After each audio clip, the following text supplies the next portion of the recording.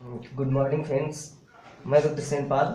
आज मैं आपको बताने जा रहा हूँ इस स्लाइड में एम्पलीट्यूड मॉड्यूलेशन सिस्टम्स, जिसमें हम लोग देखेंगे नीड ऑफ फ्रीक्वेंसी ट्रांसलेशन और फ्रीक्वेंसी ट्रांसलेशन के पर्पज कौन कौन से हैं। इनमें मेनली 3 पर्पज होता है: frequency multiplexing, practicability of antennas, narrow banding. इसके बाद हम लोग देखेंगे या method for frequency translation. Frequency translation के लिए एक मेथड देखेंगे कि कैसे फ्रीक्वेंसी ट्रांसलेशन करते हैं। उसके बाद देखेंगे डीएसबीएससी और फिर कुछ एग्जाम्पल सॉल्व करेंगे। न्यूमेरिकल एग्जाम्पल डीएसबीएससी के बेस्ड होंगे। तो सबसे पहले स्टार्ट करने से पहले मैं बताता हूँ कि एम्पलीट्यूड मॉड्यूलेशन होता क्या है। सबसे पहले देखते हैं कि एम्पलीट्यूड मॉड्यूलेशन क्या होता है।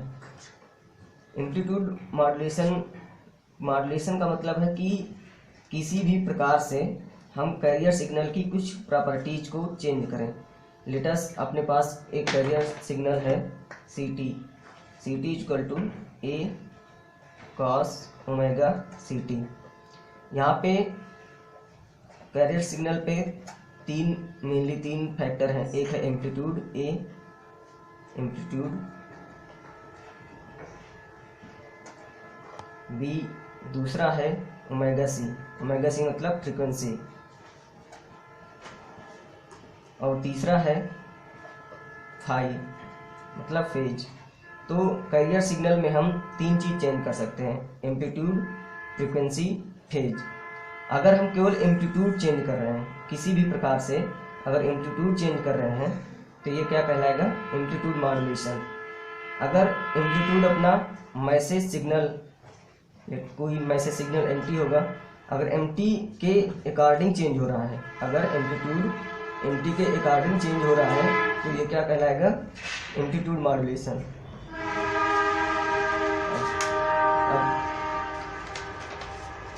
अब हम लोग देखते हैं frequency translation. Frequency translation.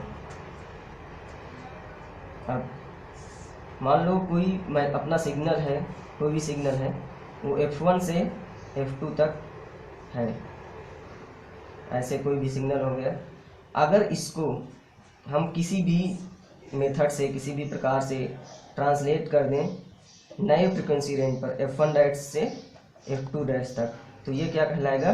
Frequency translation. यहाँ पे कोई ना कोई हम मेथड यूज कर रहे होंगे, जो मैं आगे थोड़ी देर में एक मेथड बताऊंगा कि कैसे करते हैं। मान लो F1 अपना 1 किलोहर्ट्ज़ है, -1 किलोहर्ट्ज़ से 1 किलोहर्ट्ज़। अब हमने इसे कहाँ चेंज कर दिया है?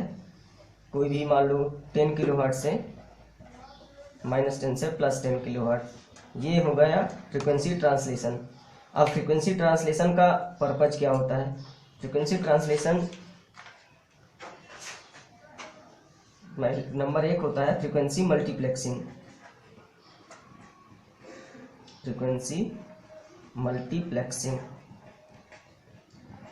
यहाँ पे मल्टीप्लेक्सिंग वर्ड यूज हुआ है। मल्टीप्लेक्सिंग आता है मल्टीप्लेक्सर से, और मल्टीप्लेक्सर क्या होता है?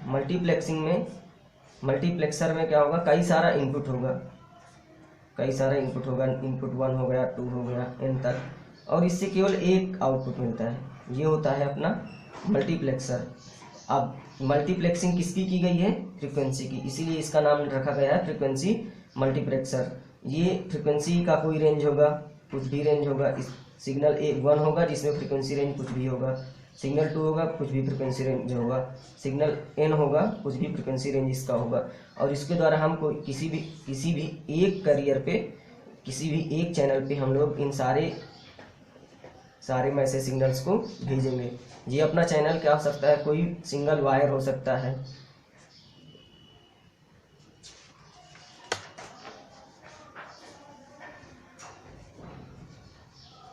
अब जैसे पहला सिग्नल हम ले लेते हैं M1T हो गया ऐसे कुछ -1 से +1 हर्ट्ज में हो गया। दूसरा हो गया M2T, कुछ -3 से +3। तीसरा हो गया M3T, कुछ हम लोग ऐसे ले लेते हैं -5 से +5। अब अगर कम्युनिकेशन के लिए इन्हें भेजना है तो अगर अलग अलग सिग्नल भेजते हैं तो अलग अलग चैनल यूज करेंगे। अलग अलग चैनल यूज करना कठिन हो जाएगा, ये ज़्यादा महंगा होगा, इसलिए इसको केवल एक चैनल से भेजना है। अब एक चैनल से अगर भेजना है तो आउटपुट की तरफ या रिसीविंग एंड पे हमें इनको अलग अलग एक्सट्रैक्ट भी करना होगा, यानी कि अलग अलग इनको डिटरमाइन करना है, इनको निकालना है मैसेज। अब लास्ट में अलग अलग निकालने के लिए इनको आपस में इंटरफ्रेंस भी नहीं कराना है। अब इंटरफ्रेंस नहीं कराना है तो मतलब इनके लिए फ्रीक्वेंसी बैंड को निश्चित कर देते हैं कि इस फ्रीक्वेंसी बैंड पर केवल M1 जाएगा, इस फ्रीक्वेंसी बैंड पर केवल M2 जाएगा, इस फ्रीक्वेंसी बैंड पर केवल M3 जाएगा।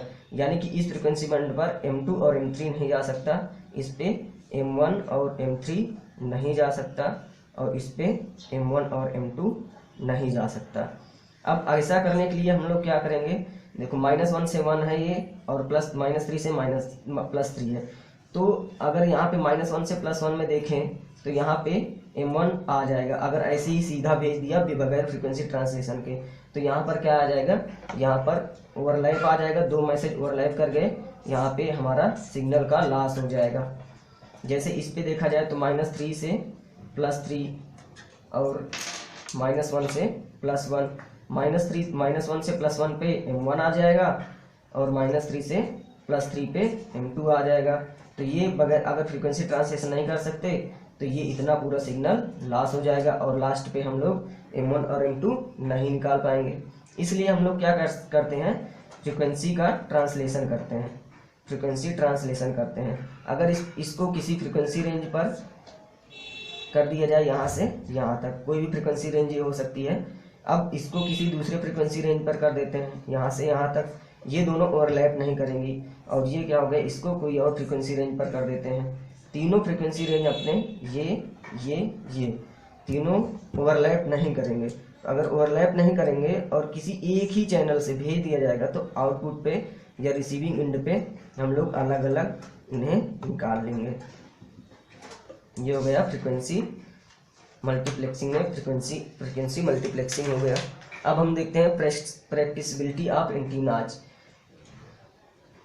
एक अच्छी तरह से कम्युनिकेशन करने के लिए, मतलब कम्युनिकेशन में इंटरफ्रेंस ना हो, कोई भी सिग्नल लॉस ना हो, अगर हम लोग ऐसे एयर या vacuum as a channel use करते हैं तो वहाँ पे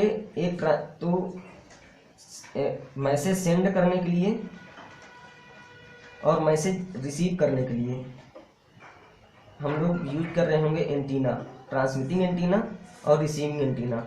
और एंटीना का हाइट, अगर एक अच्छा कम्युनिकेशन चाहिए, फेयर कम्युनिकेशन चाहिए, तो एंटीना की हाइट कुछ लेमडा के रेंज की होनी चाहिए। अब अगर लेमडा की रेंज की होनी चाहिए, वेलोसिटी क्या होती है, V बराबर F इंटू लेमडा। अगर फ्रीक्वेंसी बढ़ाते जाएंगे, क्योंकि वेलोसिटी है ये c के बराबर होगी, लाइट के बराबर होगी, तो अगर f बढ़ाएंगे तो ऑटोमेटिक लेमडा घटाना पड़ेगा। तो अगर फ्रीक्वेंसी ट्रांसलेट करके हाई फ्रीक्वेंसी पर, मान लो पहले फ्रीक्वेंसी थी 1 हर्ट्ज पे थी या 2 हर्ट्ज पे थी, अब हमने क्या किया, इसे ट्रांसलेट करके क्या कर दिया, किलो हर्ट्ज मेगा हर्ट्ज में कर दिया। तो अगर फ्रीक्वेंसी बढ़ गई तो लेमडा उसी के प्रोपोर्शनल घट गया। अगर लेमडा घट गया तो एंटीना की जो हाइट है वो भी घट गई, जो कि प्रैक्टिकल हाइट बन जाएगी, मान लो 1 मीटर का, 2 मीटर का, या और ऐसे ही अगर गीगाहर्ट्ज में कुछ कर दें तो जो ये अपनी एंटीना की हाइट आ जाएगी वो कहीं सेंटीमीटर में आ जाएगी। ठीक, तो इसलिए फ्रीक्वेंसी ट्रांसलेशन का एक और पर्पज होता है कि हम एंटीना की हाइट लगातार कम से कम करते चले जा रहे हैं। अगर फ्रीक्वेंसी बढ़ता जा रहा है तो एंटीना का हाइट कम से कम होता चला जा रहा है। अगला होता है नैरो बैंडिंग। नैरो बैंडिंग का मतलब है कि अगर कोई वाइड बैंड सिग्नल है, अगर वाइड बैंड सिग्नल है तो इसको नैरो बैंड सिग्नल में चेंज कर दिया जाता है फ्रीक्वेंसी ट्रांसलेशन से। फ्रीक्वेंसी ट्रांसलेशन किए, ये काम चेंज हो गया नैरो बैंडिंग में। जैसे अपने पास एक मैसेज सिग्नल है MP या कोई भी सिग्नल है जो कि 10 हर्ट्ज से -10 हर्ट्ज से 90 हर्ट्ज तक है। इसका अगर फ्रीक्वेंसी रेंज लिया जाए या अपर फ्रीक्वेंसी बटे लोअर फ्रीक्वेंसी अगर किया जाए तो 90/10 इसका रेशियो आ रहा है।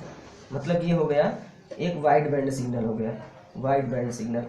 अगर इसी को फ्रीक्वेंसी ट्रांसलेट कर दें तो ये क्या हो जाएगी, -10 + 10⁵ हर्ट्ज से 90 + 10⁵ हर्ट्ज।